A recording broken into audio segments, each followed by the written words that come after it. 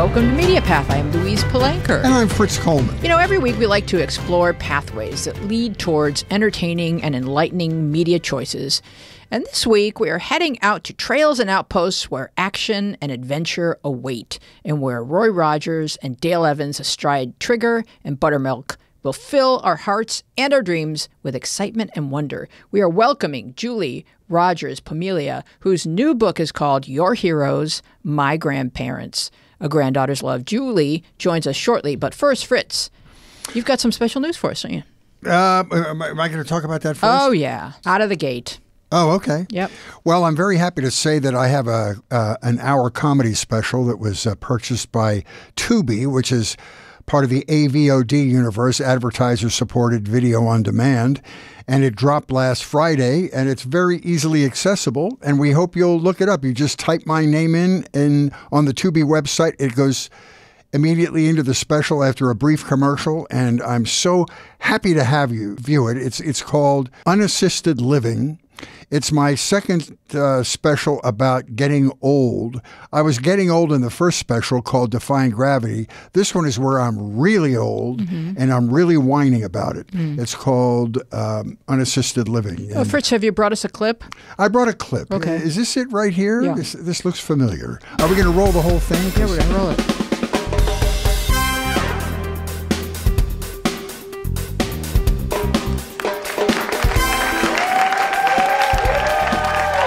Every conversation I have includes a medical update. Hey, Bob, how's that new sprinkler system you put in out of the house? That's funny, I just got out of the hospital getting my own new sprinkler system. I used to have drip irrigation. Now I have a rainbird. My best friend since elementary school became a vegan. Could not believe it. He only eats vegetables now that volunteer to be eaten. Vegetables that carry donor cards in their wallet. And he invites me to his house for a barbecue. I thought, a vegan barbecue. I tried to get out of it. I said, you know, I'd like to, but last Thursday, I tested positive for pork. I'm now using a pill caddy for my medication. A little plastic box of the days of the week. I look at this thing and I weep. Up until a year ago, I was using it for fishing tackle. Thank you so much for coming tonight, everybody. You were just awesome. Thank you very much. So the Council on Aging wrote, his show is like an hysterical baby boomer support group. A tour de force solo outing from Variety. Wow, you got reviewed by Variety? Theater in LA wrote, worthy and enjoyable, a genuine raconteur. Wow, Fritz, congratulations. I'm very happy to, at my age, to have something like this to chew on is fantastic. I will watch it, and then I'll post my own review. Oh, okay. Yeah, I'd be happy to do that. So, Fritz. And remember, we have to work together, so be gentle. I will be gentle. Okay. When you're not busy being on TV, what do you watch on TV, and what have you watched on TV? Well, this is a show that really has occupied my thoughts since I watched it. It's called Under the Banner of Heaven. It's on Hulu. It's an FX production. This is a 6-part series based on a book by John Krakauer. He's a wonderful writer. He has a series of best-selling nonfiction books like Into the World, Into the Air, When We Win Glory, The Odyssey of Pat Tillman. Under the Banner of Heaven is the true story about a murder within the LDS faith, Latter-day Saints, Mormons. It stars Andrew Garfield, a police detective, Jeb Pyrie. He's investigating a murder of a young Mormon mother, Brenda Wright Lafferty, and her baby daughter in the Salt Lake Valley. Detective Pyrie is himself a devout Mormon. And as he goes along, he uncovers truths about the origins of the LDS Church and the violent consequences of unyielding faith, not only in Mormonism, but in other fundamentalist type religions. Brenda Lafferty was a confident, spirited wife who was trying to make her own independent decisions in life, which goes completely against the role of a Mormon wife who's supposed to be subservient and obedient to her husband. This series is like a version of Succession played out in Mormon life. In flashbacks, the story shows the history of Mormonism, including the life of founder Joseph Smith. It's really interesting historically. The only fictional person, actually, is Detective Pyrie. He's really the most interesting character, too, because we watch him go from devout Mormon to having a real crisis of faith as he uncovers more of these crimes. Andrew Garfield is such a skilled actor. It's fascinating to watch him go through these changes. It's a timeline of how the first Mormons had to struggle to find a permanent home, and they were thrown out of different cities and different states until they found their true Zion in Utah.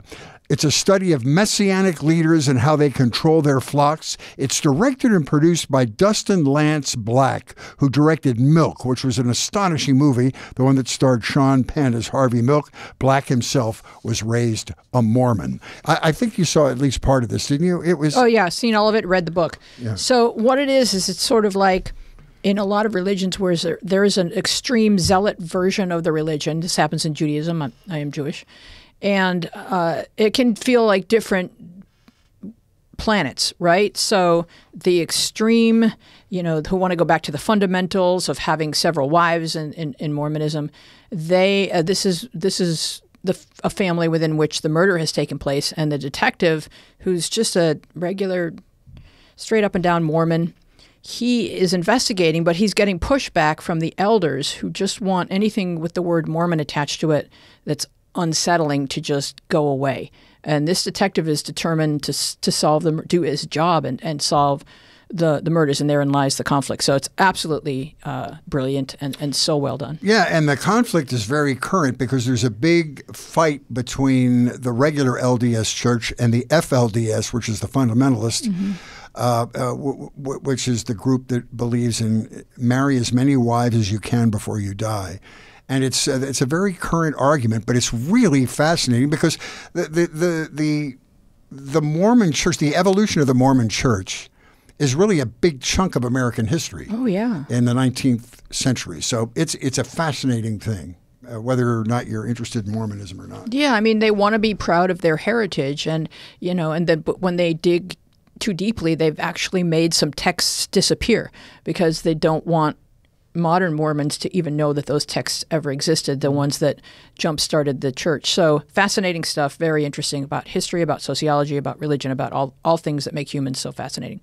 So Fritz, I have been watching TV this week. So I watched Great Expectations, which is, of course, based on the book by Charles Dickens, which follows Orphan Pip, a blacksmith's apprentice who suddenly receives a windfall from an unknown benefactor and an invitation to intern in manners with a beautifully distant girl named Estella and her adopted mother, the bitterly haunted Miss Havisham.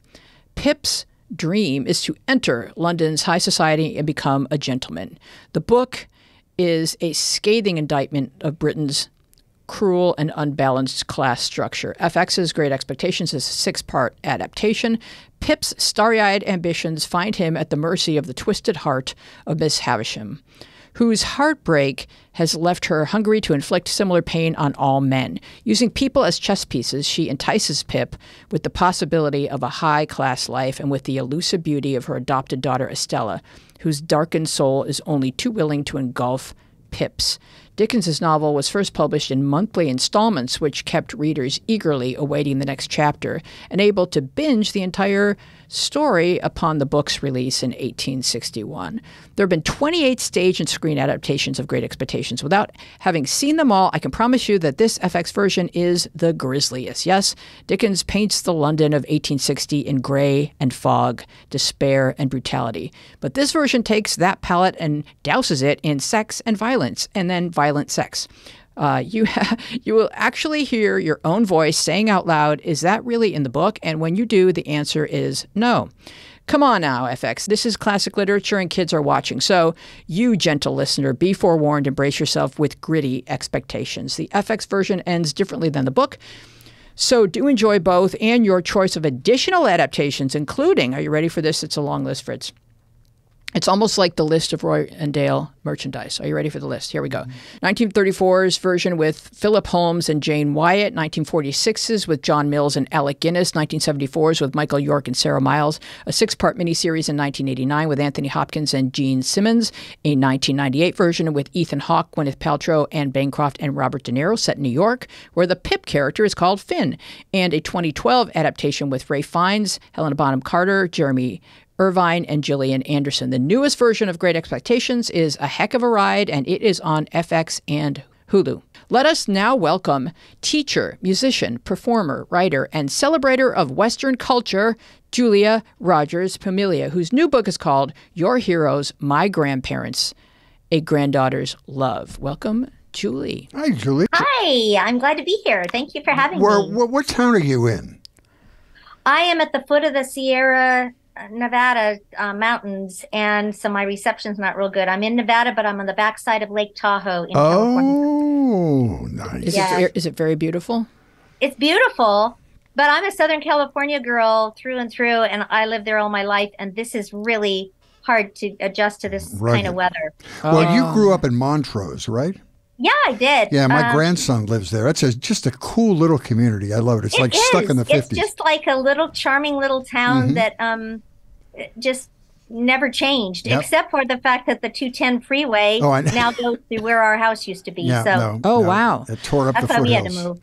Well, a little backstory for our listeners and viewers. Roy Rogers and Dale Evans raised a large and loving blended family. Julie Rogers Pamelia is the daughter of Dale's son, Tom, and her grandparents played an integral role in her life as inspirations and role models, and the creators of forever memories in the countryside with her sisters, her cousins, and Trigger. So I know that in your book, you started writing this as a gift to your sons. And tell us how it began to evolve into something that you wanted to share with the rest of us. Yeah, it never occurred to me because I didn't see myself as a writer, but I love to write. I wanted just to give it to my sons, and I go to these Western festivals still throughout the year, and each time I tell stories and sit on panels and things like that, and people would say, "Oh, you've got such great stories, you need to write a book." And I'd say, well, I am actually writing a book, but it's to my sons. And all along the way, people would say, no, you need to publish it so that everybody else can read those stories too. And at first I didn't take it seriously because I thought, well, what's so different about my life? And then I started writing them down and thinking, yeah, it is different. And I do have something to say. And I'm excited about this. So I started getting really excited, and I finished the book. Just to pull back and do a 3,000-foot look at your family tree, your father was Tom Fox, who was Dale Evans' only biological child from her first marriage. Is that correct? Yes, absolutely. Here's I want to get right to the heart of the matter, and I've been waiting to ask you this question since I found out you were going to grace us with your presence. I want to talk to you about having a dead snake in the freezer. Oh my gosh. What is that all about? You know what? You haven't lived until you've raised 3 boys. And well, I have 2, and that's enough. I came from a family of 3 girls, and my middle son especially is like, I don't know where he came from. I'm pretty sure he's mine. I'm 100% sure he's mine, but I don't know how he got to be how he did. Anyway, he came home from church one night, like Royal Rangers. It's sort of like a Boy Scout type thing, only, at church. And the commander guy had brought a snake there, and it was already dead, but he wanted to show the boys his dead snake. And Trevor asked if he could take him home. And why did that man say yes? I have no idea. But he did. And so Trevor brought home this dead snake. And after about a day of that, I said, no. He either goes in the trash outside on a hill somewhere or, stick him in the freezer. And I was half kidding. And he stuck him in the freezer. And he was there for 12 years. What? That's great. How do they keep? Well, very well. They don't smell at all. But when you take them out after 12 years, they just snap into pieces. Yeah. So there's a little freezer burn at that point. Yeah. Oh. So go ahead. I wanted to start by talking about your dad. I mean, you tell this story at the end of the book after we've come to know all of your adventures with your grandparents and everything. But, you know, you kind of touch upon it and then you elaborate at the end that Dale, she really had her compass set towards stardom at a very young age. And her means of escaping her household as a child was to go ahead and get married. And then along comes Tom, and she's only 15 years old. And babies are hard. So especially when you're still a baby. Yeah. So tell us a little more. Tell us about your dad and how he was kept a secret at the beginning of Dale's movie star career. Talk about that a little bit for us. Well, you know, my dad was just an unbelievable person. He could have been very bitter and resentful, and you can always blame, you know, you're growing up on what you are now. And he never did that. He just was thankful for each day, and he didn't keep things long. And so he got passed around quite a bit at the beginning. And then when he finally went to live with her, the people in Hollywood, when she went to Hollywood, she wanted him to come with her. And he was in middle school.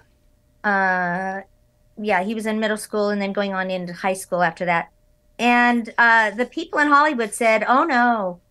Back then, you know, it was very uncommon and not really well accepted to be a single mom of a son and be so young. And, you know, they frowned upon sometimes even women working outside the home. It wasn't a big liberated women's time at all. And so she was kind of a trailblazer in that way, not intentionally, but she was pursuing fame at such a cost. And so they said, no, you're going to have to pass Tom off as your brother. He's your little brother, because he looks like your little brother anyway, because there's only 15 years difference between you. Yeah. So he said, well, Mom, she went back and told him that. And he said, well, Mom, you need to do what you need to do. And I understand that. He said, but I have a hard time lying about that. That's going to be hard for me. So I will just make myself scarce. And when the paparazzi came around and interviewers and things like that, he just kind of slipped out, you know, into the back recesses of the house. And what an evolved little kid. Wow. Yeah. So he was very wise for his years or whatever. He was dealing with it better than I can even imagine, because he called my great grandma Mom and he called his mom Frances, but yet he knew that was his mom. Yeah. So it was just kind of, it would have really messed somebody else up, but he just kind of went through it. And he was there for her when she got into the marriage with my grandpa. And now all of a sudden she's a stepmom to these two little girls and a baby, where the little girls were not having it at all. Like, this is not yours. This is my mom's furniture. You are not staying, you know, they were not warming up to her. So she really got close to my dad during those years, because he was in high school by then. And he was more of like a, you know, almost a young adult kind of thing, you know. And she really found comfort in my dad. And my dad was praying for her the whole time. He was very devoted to God. And eventually she caved in and just decided, you know what, I'm going to quit trying to, I don't know, announce myself into every room and just, you know, get rid of everything for fame. She wasn't the only one that did that. Not only relationships with children, but homosexual relationships. Everything was a secret in Hollywood. It was impossible to be yourself. Yeah, definitely. It was just, they said, oh, you're not going to be wanted by the public. They're not going to like you. You're not going to be a star. And so really there was a lot of fear back then. And a lot of homosexuals, a lot of gay people that were really hurting. Absolutely. Yeah. You weren't allowed to be yourself. You could not be yourself. And she could not be herself. And my dad, consequently, you know, was drug into that. And it was a tough time. Yeah. But they got through it. And they had a beautiful relationship. It was. I want to talk about Dale. Dale, if you look at the arc of their careers, Roy probably had a quicker rocket to stardom when he filled in for Gene Autry when Gene had that contract dispute with Republic Pictures. And so Roy filled in for him to star in that movie, and then you were off to the races.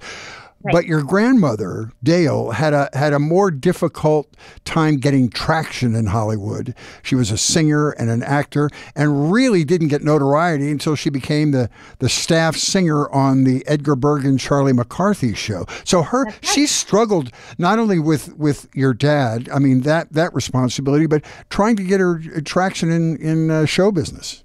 Yeah, she was not very successful in anything she did. She was literally, clawing her way up to the top of whatever she was doing. And, it didn't work out very well. And she finally got to Hollywood because she was doing a show with Ray Bolger, who had just finished his stint on The Wizard of Oz as the Scarecrow. And she was on stage with him, and he was very well liked, and she wasn't getting the reviews like she wanted. And so he came to her dressing room one night and said, Dale, you need a song that just makes you stand out of the crowd. Do you have anything that you've written? And she did. And so he said, I'll stooge for you up on the stage, and you can sing it to me. And it just went over so well. Somebody at an affiliate of CBS was in the audience that night. And that's when she started rolling along, and they picked her up on national radio. And then somebody in Hollywood saw her and thought, oh, she might be the new fresh face for Hollywood. And they wanted her to screen test with Fred Astaire. So she came home and talked to my dad about it. And she was off to screen test with Fred Astaire, even though she couldn't dance. And, in Hollywood, there's a saying, you fake it till you make it, right? Well, I think she knew she couldn't fake this. So before she even got to the screen test, she's finally said, all right, I can't dance well enough to be doing this with Fred Astaire. and then she said, and I'm not 28, I'm not 21, I'm 28, and I don't have a brother, I have a son. Well, they got really mad about the son part. That was the worst thing ever. And so that's when they just said, no, you keep him a secret. And then they also said, well, since you can't dance, can you ride a horse? Oh, sure, I'm from Texas, aren't I? Well, she couldn't ride a horse either. So she was back into it. And she showed up on set, and Grandpa was very much a gentleman, but he said, wow, she didn't know one end of the horse from another. She didn't know what side to get on. And when he saw her trot off on the horse she was on that day to start with, he said he never saw so much sky between a woman's rear end and a horse. She was all over that saddle, about ready to come flying off. So she had a lot to learn, but she had guts, man. That was her personality with everything. She just went for gusto for everything. She was a very determined person, and I think she always knew what she was capable of doing if given a chance, and she was going to get herself that chance. She wasn't going to wait for someone to hand it to her. That's right. But talk a little bit, if you would, about what the Roy Rogers and Dale Evans show meant to America in the 50s. It's the dawn of television. We've just won World War II. People are coming home and starting their families, and this is the first generation of kids that are growing up watching TV, and they had 3 channels to look at. And one of them had Roy Rogers, and there wasn't a kid in America that wasn't obsessed with this. So just because we live in times where everyone's looking in a different direction, just describe what that must have been like for them to be at I think part of it was that there weren't so many choices. Today there's a million choices out there. So all of the fame is kind of spread out. Right. And back then it was very focused on Westerns. Westerns were the genre that was up and coming and the popular thing. And I don't think they realized how much of an effect they would have until it just kind of exploded. And Roy Rogers and Hopalong Cassidy were 2 of the only shows my parents would let me watch on Saturday morning. If I wasn't watching those 2 shows, I would be out mowing 2 acres of grass, which to me was purgatory. And I would so totally watch. to this day, the 2 songs that bring tears to my eyes are Amazing Grace on the bagpipes and hearing somebody sing Happy Trails. Happy Trails just harkens back to my childhood so much. And I I just love that song. It's also a beautiful song. It's a beautiful song. Written by her grandmother. Yes, that's the thing I didn't realize. So tell the story. Your grandmother wrote that song, and the story of writing it on the back of an envelope and then having to teach it to Roy before they sang it the first time. Oh, yeah. She was always fly by the seat of her pants kind of person.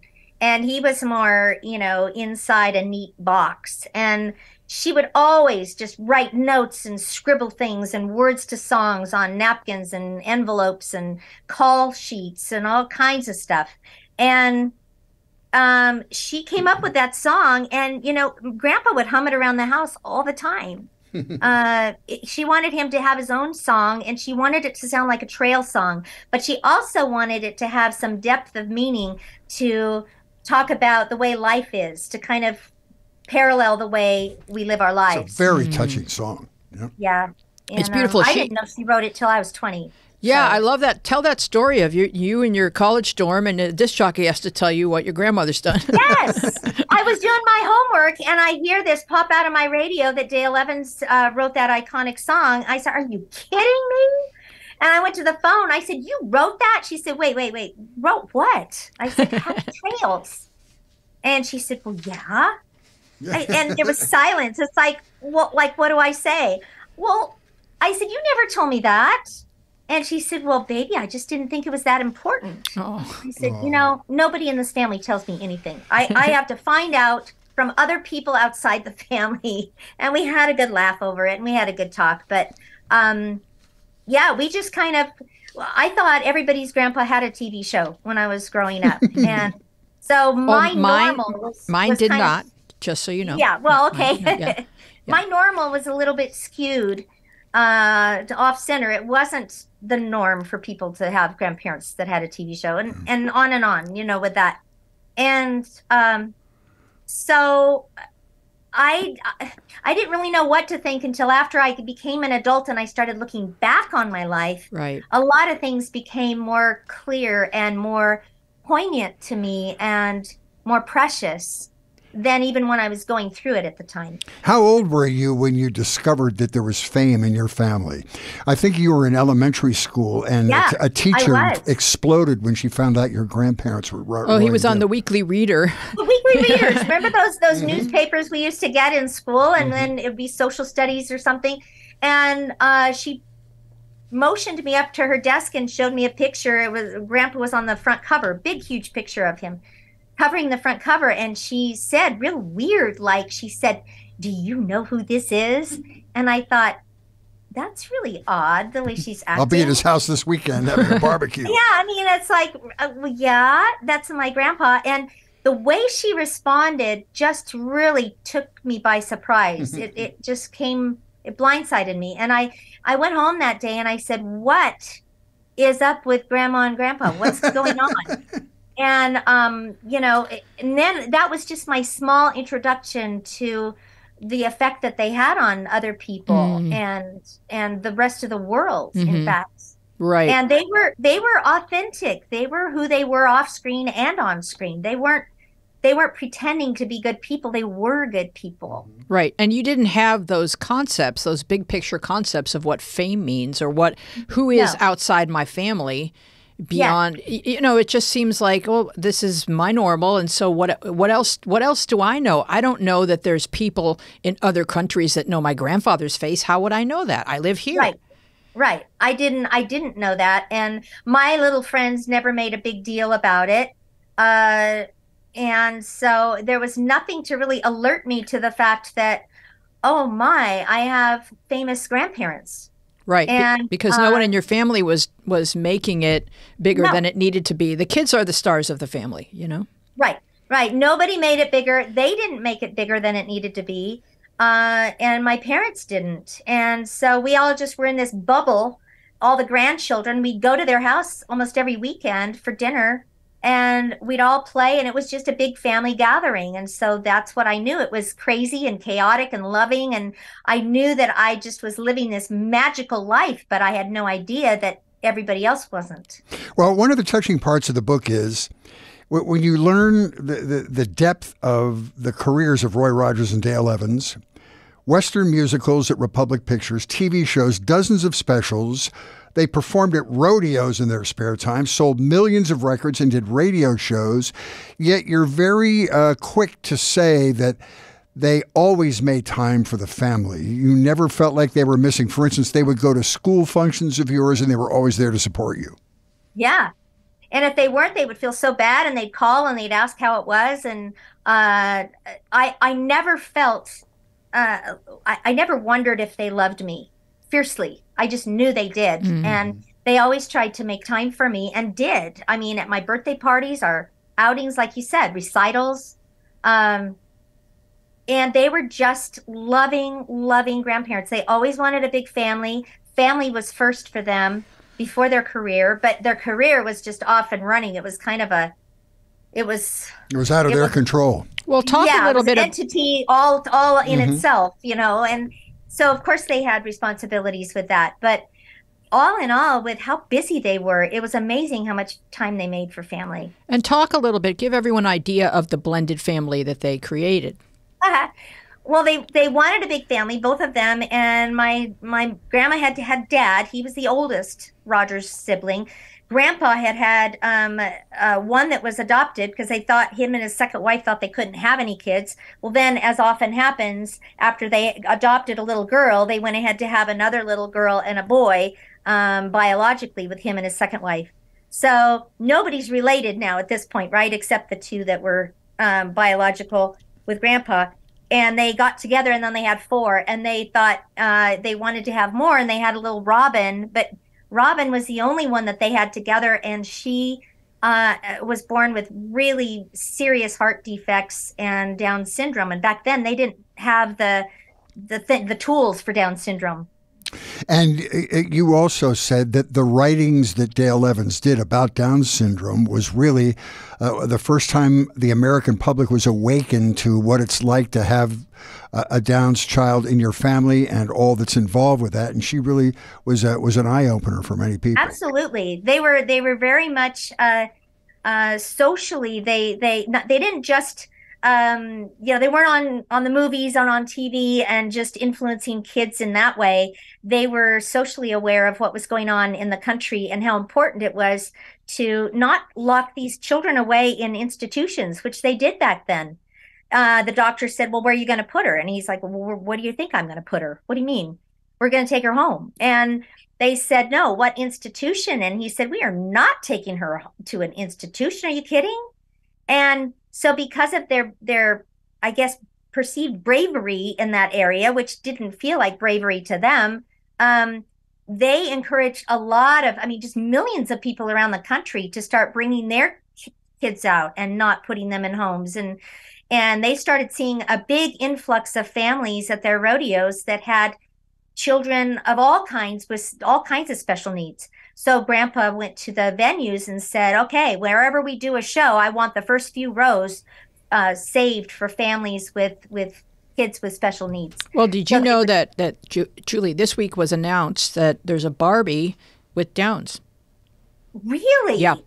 Just happened. I didn't know that. Mm-hmm. That's great. Yeah. Think how far we've come. We've come so amazing. far, thanks to your grandparents. Yeah. That makes me feel, that just gives me chills because I know that they were on the cutting edge of that whole thing. Mm-hmm. Sounds like your grandmother was. Well, your grandparents were OG merchandisers, and I'm just gonna. This list is in your book, and I don't know if I have enough breath to get through this, but there were Roy Rogers gun belts, shirts, ties, scarves, socks, boots, chaps, jackets, pants, hats, jewelry, pins, blankets, toothbrushes, cereal boxes, flashlights, action figures, bedspreads, rugs, slippers, robes, pajamas, wristwatches, towels, dishes, tea sets, lamps, coloring books, crayon sets. The list that's about 1/10 of the list. Julie, you had 12 Roy Rogers Little Yellow Golden records, but you really just put one song on repeat, didn't you? Yeah, I only wanted one song, and I don't think my family liked that very much. Isn't it just such a tragedy that you have to buy the whole album to get the one song you like? Swedish Rhapsody. Yeah, that was the one song he sang that I was just like focused on. I was obsessed with that song when I was little. And I had a Roy Rogers horse, the springs that would rock back and forth like this. Oh, yeah. And I'd get up, seriously, first thing in the morning, get on my horse, throw that record on, give it a few spins, and keep repeating on repeat. And my family was about ready to kill me. What's the most valuable piece of Roy Rogers, Dale Evans memorabilia you have in your home? Wow. Well, I The think Playhouse, the Roy Rogers Playhouse? Oh, yeah, that was cool. You said. I think that was really a special memory because Grandpa used to go in there with me, and I'd serve him, tea and cookies or whatever, milk and cookies.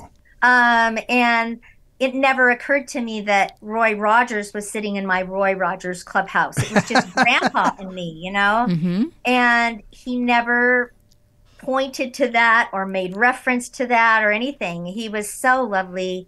They both were, and he was such a grandpa, and so was Grandma. There's a great picture in your book where President Eisenhower had a birthday party yeah. for David, his grandson, that we all grew up with because he was married to Julie Eisenhower.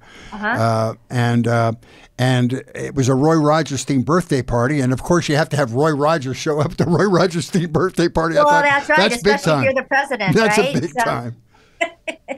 Yeah, they were there. They could go to the White House, spend the night there, and be special guests. And then the next weekend, they could be on the floor with me in my living room playing Old Maid with me. And they did. I mean, they just fit. No matter who you put them with, they just molded into the situation, and they seamlessly moved in and out of stardom very easily. And so that's also the reason why I didn't know they were famous.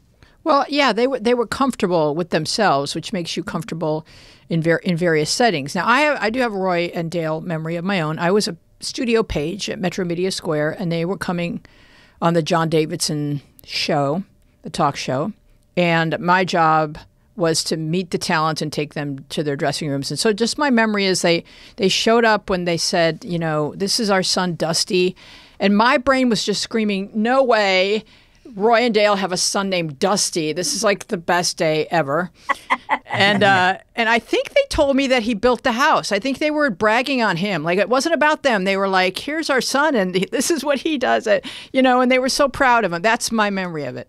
Yeah, that he did. He built them a house. Their That's second the house Apple in Valley house, right? Yeah. And it was on the golf course. Beautiful house in the shape of a horseshoe.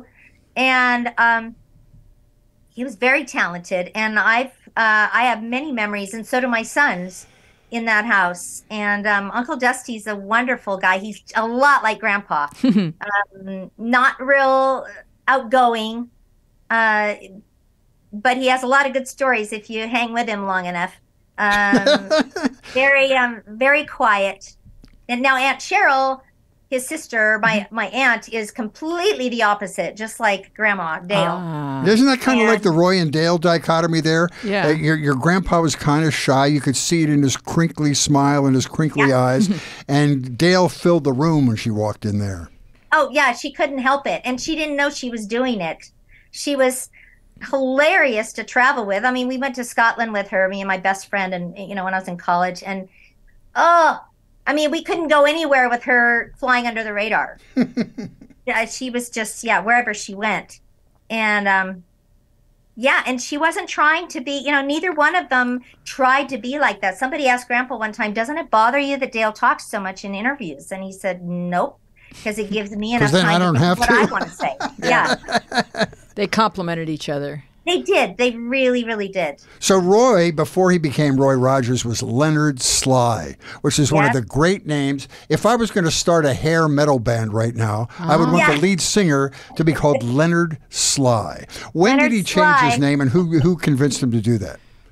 How he changed his name, you mean? Yeah, so when did that occur? Early? Well, he was Leonard. Well, first of all, his mom said till the day she died, she said, I named you Leonard, and I'm going to call you Leonard till the day you die. So none of this Roy stuff. So she was the only one that ever called him Leonard. Oh, that's the name came about when he started kind of looking at going into the movies with his singing group and maybe going a little bit farther with it. And he thought, well, I'm going to make a different name. I'm going to make myself a name, and it's going to be Dick Weston. Well, he made that up. I don't know how. I should have asked him one time, but He went to the studio when he did get the position that Gene, when Gene was having the dispute with the studio. And they said, well, first thing, we don't like Dick Weston. We don't like that name. You got to change your name. So they came up with, they said, do you have another name you want? And he says, well, I really, really have idolized Will Rogers all my life. Mm-hmm. And so they said, okay, Rogers. All right, well, what goes with Rogers? And they just sort of came up with Roy because it kind of flowed off your tongue. Mm-hmm. I want to talk about your grandfather singing because I'll tell you, I just love the Sons of the Pioneers. Mm-hmm. And every weekend on Sirius XM radio, they have the old Western movie and TV show soundtrack for an hour from 5 to 6 o'clock with Ranger Doug.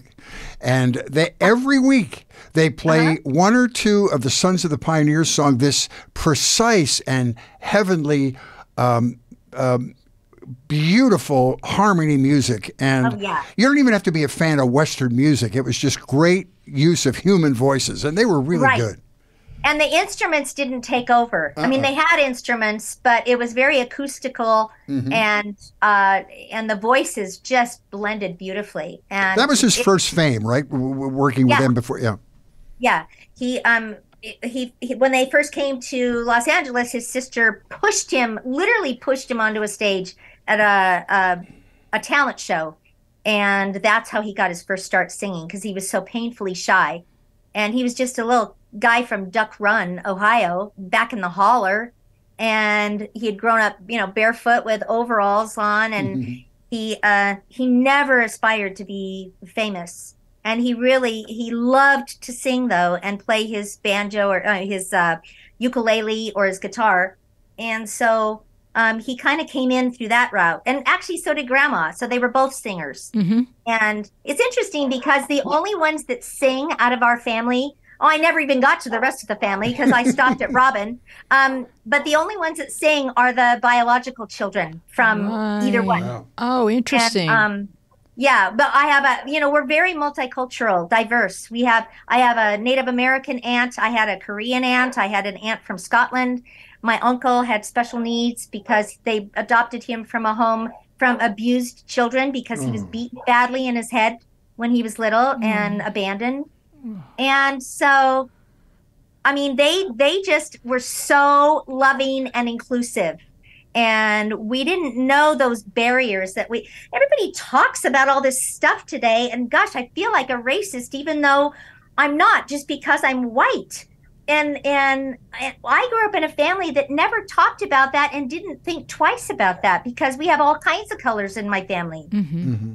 Right. And yet I'm sorry, I'm probably getting too. Oh no. It's interesting just to hear.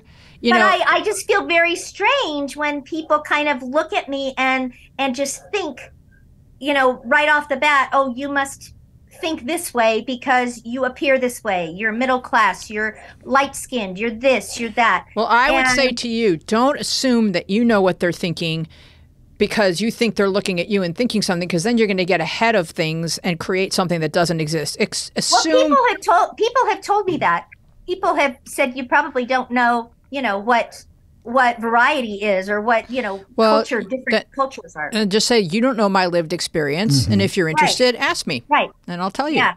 Because we grew up in a very, very multicultural family. Mm-hmm. And speaking of backgrounds, one of the interesting facts, a sort of a darkly ironic fact, is that Dale Evans was brought up in Uvalde, Texas, which was the scene of that mass murder. Oh, a horrible. couple of weeks ago. Yes. When I heard that, I just, my heart stopped.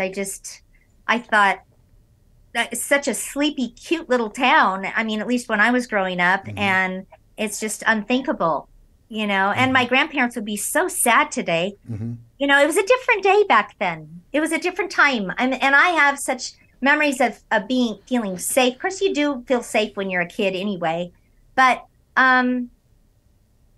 we played until the streetlights came on, and I knew that all the adults in my life were taking care of me, and life was good. Mm-hmm. I got to ride Trigger. What else do you want? Yeah, you got to ride Trigger.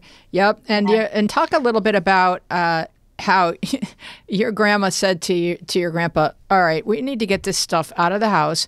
Why don't you buy a museum? And so he did. She did. That's exactly the conversation.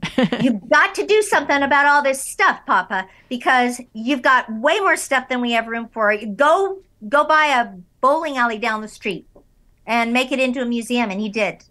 And that was the first museum. And it really was therapeutic for him because they had just lost 3 of their children and Trigger.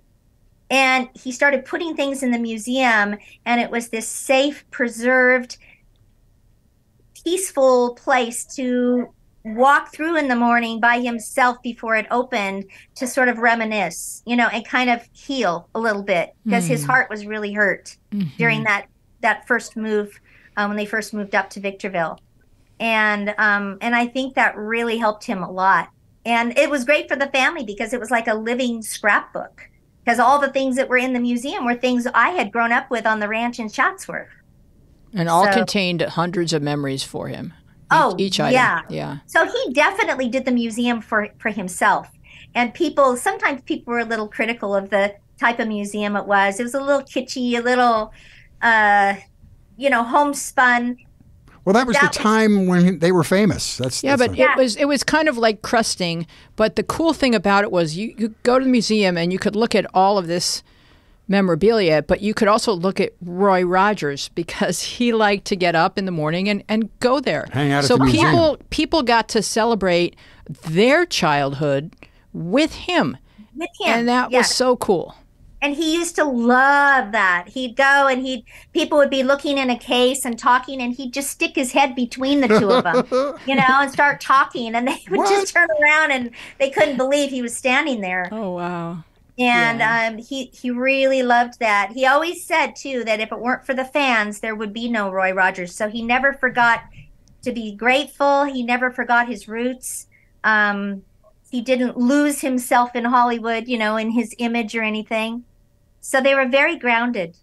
Let's put to rest the great Trigger myth. Trigger is not stuffed. He's preserved. He's mounted. But he's not the product. Preserved and mounted, yes. Yes, he's preserved. He's not the product of a taxidermist.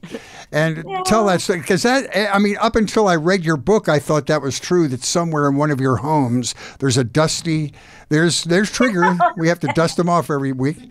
Oh, my God. Oh, my, no. So, but before Trigger even died, you had like a plastic cast, or I don't know how you did that with a living horse, but you did that. Yeah, he had somebody, professionals come in and they take a measuring tape and they do all the measurements of the horse, and then they come up with a life-size exact replica of the horse. And then, they stretch the skin over, and it sounds disgusting, but when you go to a natural history museum, that's what they do with those animals. Mm-hmm. And, Gene would give him a bad time. Gene Autry was his friend. It was just a myth that they were enemies because they sold more magazines that way. But, but anyway, he just said, Roy, I don't know why you went to all that money and trouble to do that. Just stick him in the ground, to be done with it. And Grandpa just couldn't do that. He was too sentimental. And Gene was a better businessman. You can tell just by the Autry Museum in Burbank. It's beautiful. It's completely different. And it's a great location for Southwestern art in general. Native American art's a beautiful place. And his is more encompassing of like the Vaqueros and the cowboys from Mexico, all the different kinds of real cowboys, not just screen cowboys. Right. Okay, so it's more of a cultural... it's more of a cultural thing, and they have events there and stuff. Grandpa's was totally just a homespun, this was our life kind of Here's thing. Our basement. Come on in. This is, was there more than one Trigger? There was. And, at the time... It's kind of like Lassie. There was more than one Lassie. There was more than one. But they had to match the spot. They had to match the coloring on Trigger. Otherwise, nobody would have bought it. They had to match the coloring. But if you really, those of you who are really horse people, you can tell from the blaze, from the markings, from the stockings or lack of the white stockings that they had. They had about 7 or 8 actually that were in the barn waiting just in case for emergencies. Oh my gosh. But they only had 2.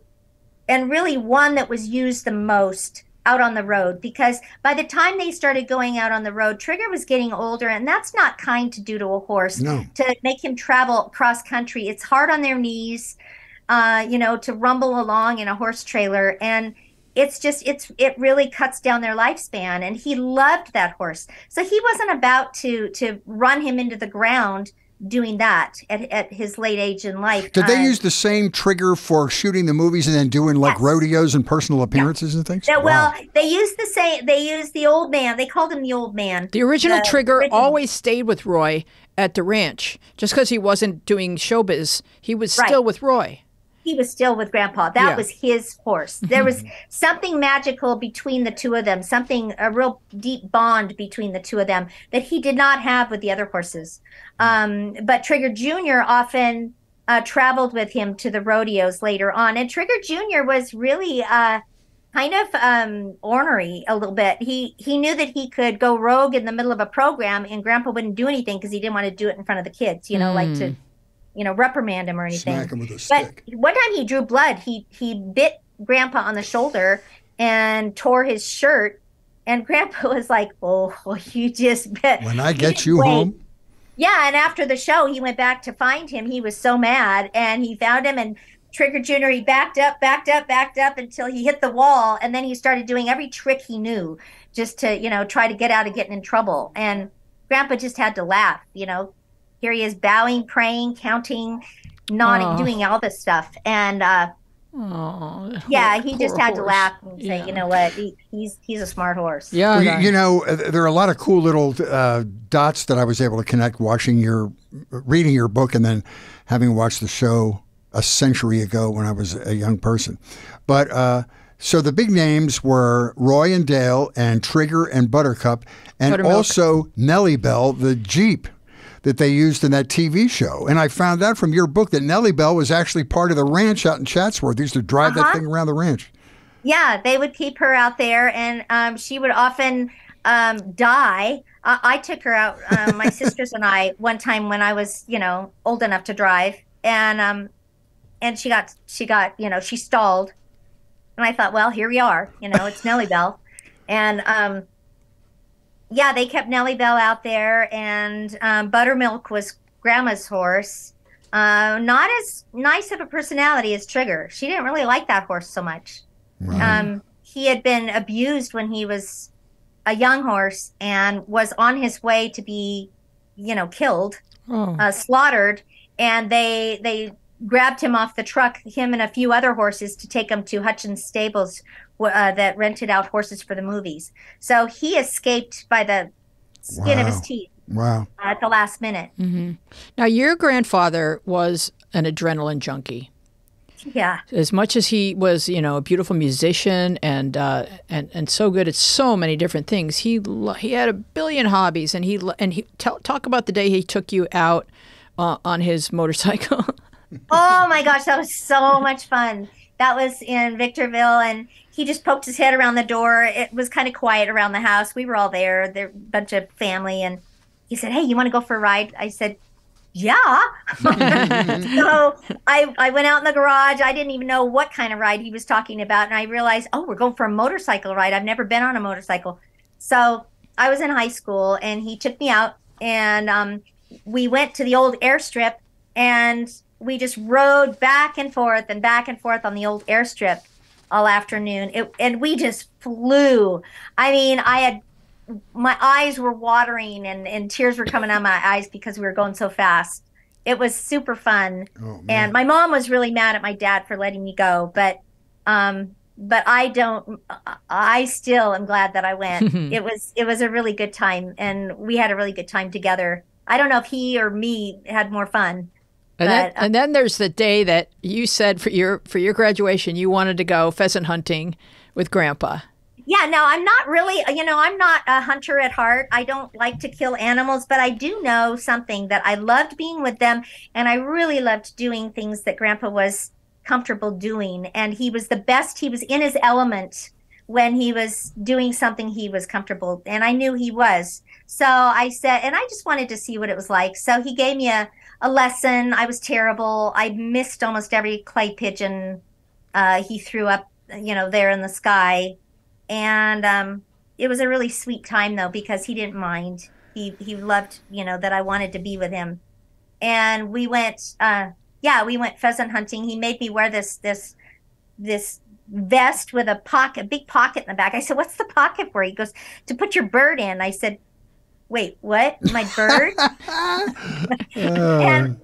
And I'm thinking just clay pigeons. We're just going to have fun shooting, and I didn't really want to shoot anything, but I ended up shooting.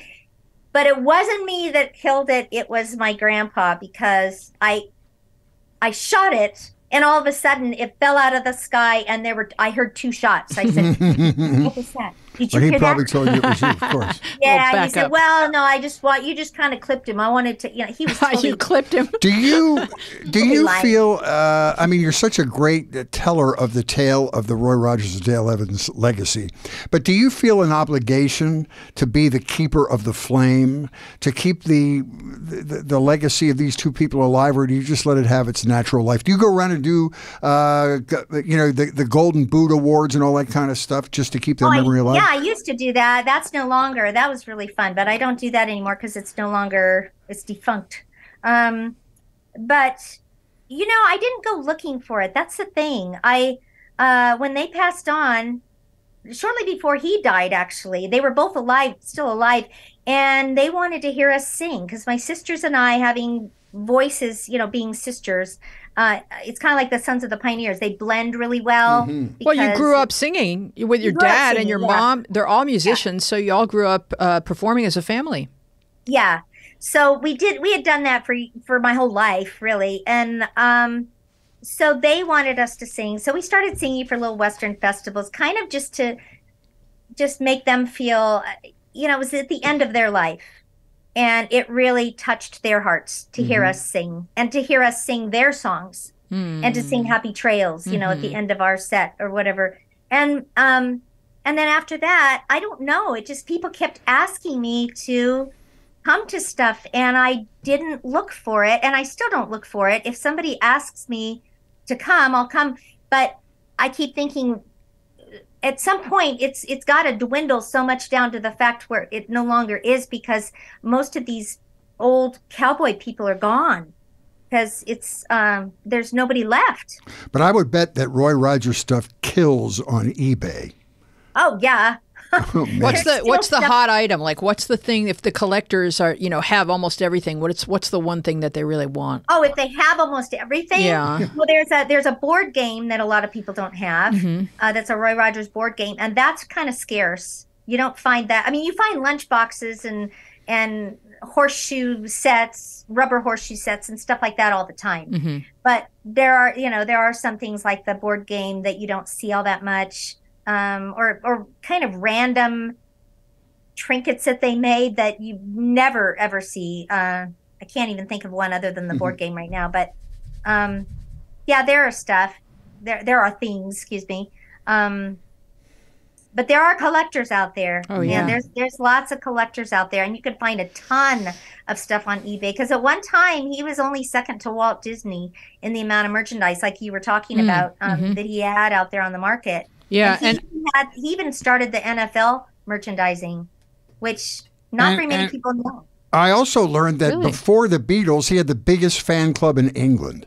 Yeah, in the history of England. He was really, really a hit in England, and they did a rodeo tour over there. They met the Queen of England, and that's where they got Mimi, my Aunt Mimi from Scotland. They brought her home as a foster child, or to visit, and then she stayed. Wow. And became their child. Yeah, and I don't know that Western lore is ever going anywhere, because you can drive up to Gold Country and still find them putting on a Wild West show every Sunday. I don't think I think it's a part of American history. And well, what's interesting is I know now, because of my grandparents, I know quite a few people in the business in acting who are still acting or used to, whatever, all kinds of people. And the one thing I keep coming across is that almost every male actor out there wants to do a Western and be a cowboy. Oh, see? They all want to do a Western. That's and tell as we close out our show, tell about some of the people who find out who your grandparents are, and then tell you what your grandparents meant to them. Oh, there's so many people that were their peers that loved them, which was really heartwarming. I mean, even, people like Harry Morgan, you remember the guy, the Colonel Potter on MASH? Yeah. He came and sat down and just started opening up and telling all this. His first movie was with Grandpa. Wow. And I never knew that until he told me that. And he told every little detail. The boys that were on My Three Sons, one of them was on a toy commercial with Grandpa. Stanley Livingston. Yeah, and on The Fall Guy, Lee Majors wanted him so bad on his show that he just kept asking, offering more money. And Grandpa, he didn't realize it, but Grandpa was nervous that he wasn't going to be able to remember the lines or get up on his horse and look good anymore. He finally did it, and he was great. And I mean, even people like what's his name? Judy Garland and Mickey Rooney. Yeah. Talked to him one time, and Hugh Hefner. Very different lifestyle, but nonetheless, just really had kind things. Oh no, he's part of the fabric of American culture. Yeah. And so many interesting connections. Yeah, that's true. Could you take your shirt off and ride Trigger through the mansion? God. No, I'm sorry. Yeah, no. But there's so many interesting connections. To Wheezy's point, Westerns will never go away because I think two of the brilliant Westerns lately, sort of the modern era of Westerns, were 3:10 to Yuma, which I've seen about 40 times, and also Tombstone is one of my favorite movies of all time, in which Val Kilmer should have gotten an Oscar for playing Doc Holliday, and Val Kilmer bought your grandfather's ranch in Chatsworth. Yes, he did. And I didn't know that until Val came on stage at the Academy Awards one time with a Trigger lookalike. I think he was a descendant, not of the real old man, because he never produced any offspring. Grandpa kept him a stallion, but the other Triggers, he was a product of. And Val Kilmer said right there on the program that night, that I grew up on Roy Rogers Ranch. And I went, what? I don't remember you. And I called my Uncle Dusty. And he said, yep, that's true. They sold the ranch and the Kilmer family bought it after we all moved out, so it was after me. Wow. That's so awesome. Yeah, there's more in common than you think. No, it's really fascinating. With everyone. When Roy Rogers has something in common with Hugh Hefner, you realize what a small world it really is. That is very unique, yes. So, all right. So where can folks find your book? I didn't see a Kindle version. Is that in the works, or what do folks need to know? Yeah, it is. We're working on that. Right now it's available in hardback and paperback, and it's on Amazon, the website, Amazon, and also on Barnes & Noble website. And you guys... I am, as we speak, trying to get a website up and running. I have the domain name. I just need to fill it in now. It's info@julierogerspamilia.com. And that's going to be where people can ask. They can buy a book, and then I can sign it to them and just send it right to them. Oh, that's very cool. Great. That's wonderful. All right. Well, here come your closing credits. Thank you so much for joining us. We would love to continue this conversation with you on Instagram and Twitter, where we are at MediaPath Pod, and on Facebook, where our show page is MediaPath Podcast, and our Facebook group is called MediaPath with Fritz and Wheezy Podcast Community. You can find full video podcast episodes loaded with bonus visual content on our YouTube channel, MediaPath Podcast. You can write to us at MediaPathPodcast@gmail.com. If you enjoy the show, please give us a nice rating in Apple Podcasts and talk about us over brunch, at a dental cleaning, or on social media. You can sign up for our saucy rag of a newsletter at MediaPathPodcast.com. Our website is new and shiny. Come look around, stay for a while, make it your homepage. We want to thank our wonderful guest, Julie Rogers Pamilia. Our team includes Dina Friedman, John Maddox, Bill Filipiak, Thomas Hubble, Mason Brown, Garrett Arch, Nick Broussard, and you. Our theme music is by me and John Maddox. I am Louise Planker, here with Fritz Coleman. Be well and wise, and we will see you along the media path.